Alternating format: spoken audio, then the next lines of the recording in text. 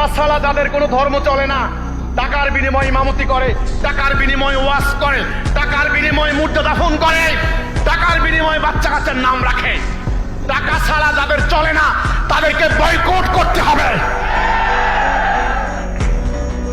রাজি আছো বয়কট করতে? এত সহজ নয়। সমাজ ওদের কাছে বন্দী।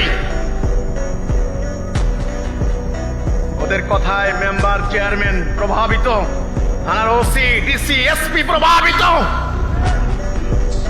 ওদের পিছনে হাজার হাজার লক্ষ লক্ষ মুসল্লি নামাজ পড়ে, ওরা মসজিদের মিম্বরে দাঁড়িয়ে মিথ্যা কথা বলে আমার সম্পর্কে। কিন্তু সত্য কথা হচ্ছে এই, যতদিন তারা ধর্মের নামে বিনিময় নেওয়া বন্ধ না করবে ততদিন পর্যন্ত তাদের বিরুদ্ধে আমাদের বয়কট চলবে। বাস, এটার নাম হিজরাত। এটার নাম কি? রাসূল আকরাম সাল্লাল্লাহু আলাইহি সাল্লাম এই জন্যই তিনি রেনেসা করেছেন, না হলে পারতেন না। তৎকালীন ওই জাহিলি সমাজের আবু জেহেলরা কি ধর্মগুরু ছিল না? আবু জেহেলরা কি ছিল ভাই? ধর্মগুরু।